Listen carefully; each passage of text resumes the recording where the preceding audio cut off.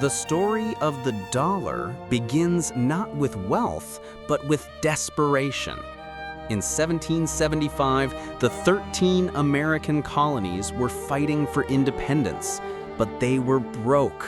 Gold and silver were scarce, so they printed paper, the Continental Dollar. It was backed by nothing but hope, and soon it collapsed under its own weight. Not worth a Continental, they said. The first lesson that paper money, without discipline, is just ink on air. By 1861, America was tearing itself apart.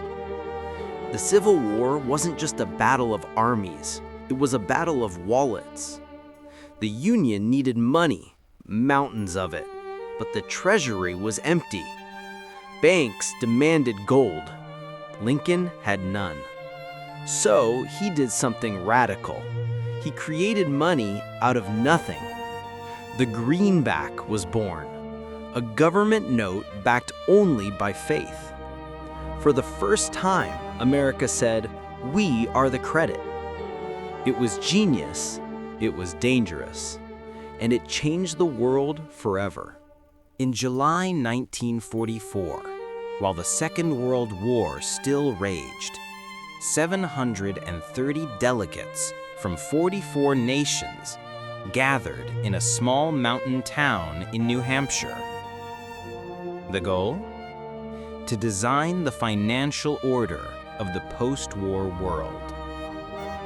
America held all the cards. 2/3 of the world's gold sat in its vaults.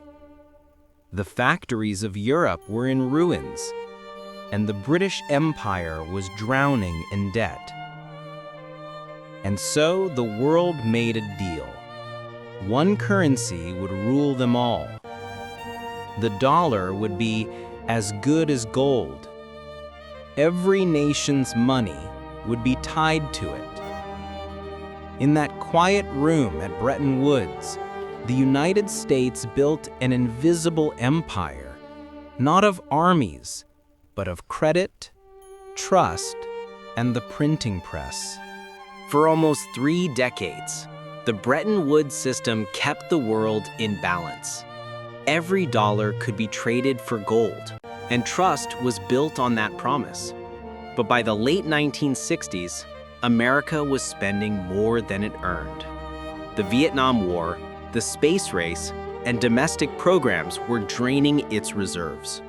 The world began to doubt. Foreign governments asked for gold instead of paper. And on August 15, 1971, President Richard Nixon went on television and closed the gold window. With one announcement, the dollar was no longer backed by gold, only by faith. Gold died that day, and an empire of paper was born. When gold died, the world needed a new anchor. In 1973, the answer came not from Wall Street, but from the deserts of Arabia. The United States struck a secret deal with Saudi Arabia. Oil would be priced only in dollars. Every nation that needed energy now needed dollars first. It was brilliant. It was ruthless. The dollar had found a new kind of gold, black gold. From that moment, America no longer needed to dig for wealth. It could print it. The petrodollar system turned oil into tribute and the world into clients. Every empire believes it can print prosperity. But when money dies, society follows. The signs are always the same. Debt that can never be paid, prices that rise faster than wages, and people losing faith in the very idea of value. In Weimar Germany, salaries were carried in wheelbarrows. In Zimbabwe, entire fortunes vanished overnight. And in our own time, savings melt quietly while markets soar. Inflation is not just an economic event, it's a moral one. It rewards speculation and punishes honesty. It transfers wealth from the careful to the reckless, from workers to asset holders, from nations to empires.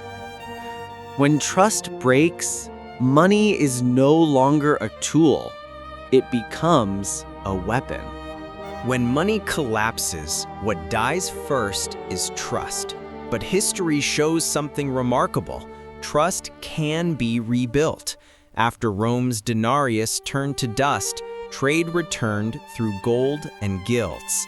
After the Great Depression, nations forged new systems, new safeguards, new rules. Collapse is not the end.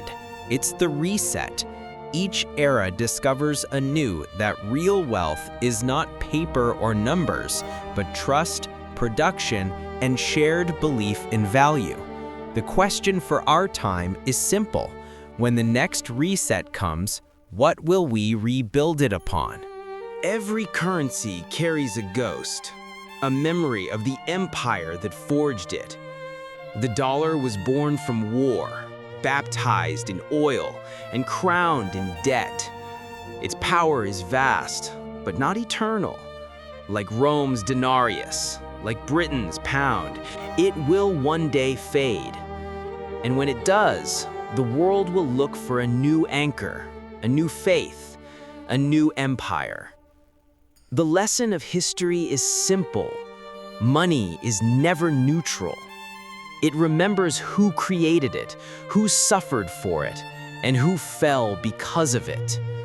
The dollar may rule today, but history is patient, and the ledger is still open.